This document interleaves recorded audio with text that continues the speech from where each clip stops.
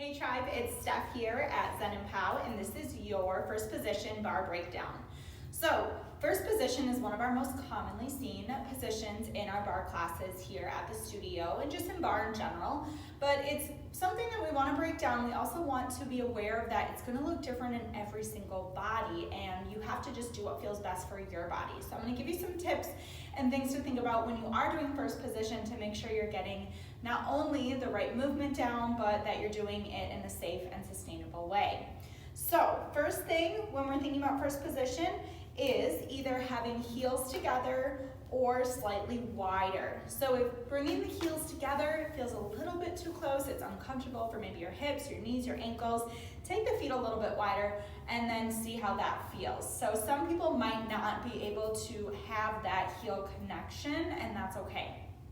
Then rotating outward. So when we rotate the feet out for first position, we also want to think about moving from the glutes and the hips and not just rotating from the feet. Because if I just rotate my feet and my hips didn't rotate with me, then I'm going to feel maybe some pinching, my hips just popped. So it's going to feel different rotating from the glutes and the hips versus just the feet. So always make sure you're getting it from the hips and glutes. So when we rotate out, we also want to focus on not going further than 45 degrees. So 45 degrees is going to be our functional range for that lateral rotation for the hips.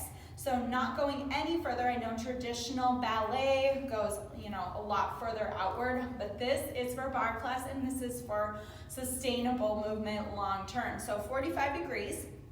Then we always have the option of lifting the heels for releve or keeping them down. So if I was on the bar here and I wanted to lift and releve, I might reconnect the heels at the top, depending how that feels, or maybe I keep the heels a little bit further apart if I need the feet to be a little bit further apart from each other. So you can always releve, or you always have the option to stay on the ground. Next, let's look at the hips and the pelvis. So when we're doing more of a traditional first position, we have a tucked pelvis, okay, or a flat back moving up and down. Now, if a flat back motion feels okay for you and you're not feeling in your knees, it might be okay for you to do that position. If, for whatever reason though, you are feeling more pain in your knees or maybe even too much tucking in the pelvis, then I'm going to ask you to neutralize your hips.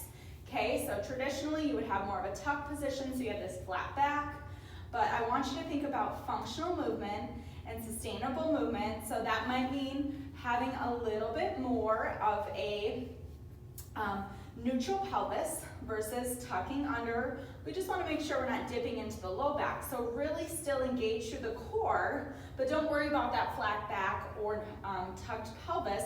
Find that core engagement, keep that neutral pelvis, so I can kind of shake it out a little bit.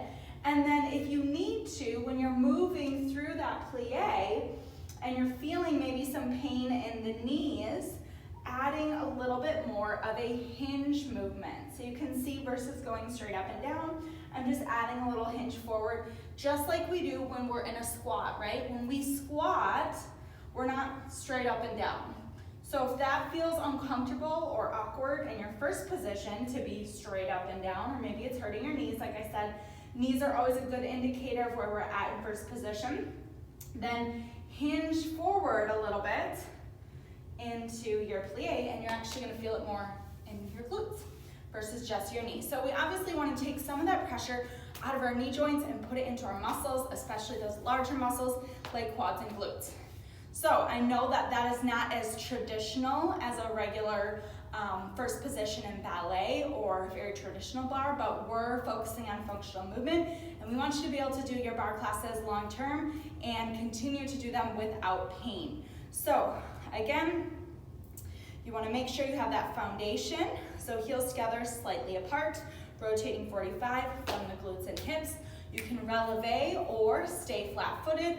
Keep that neutral pelvis when you're going up and down, and make sure to take care of your knees and all the other joints, ankles, hips, and keep practicing that first position, moving through the movement so that we're not always just holding.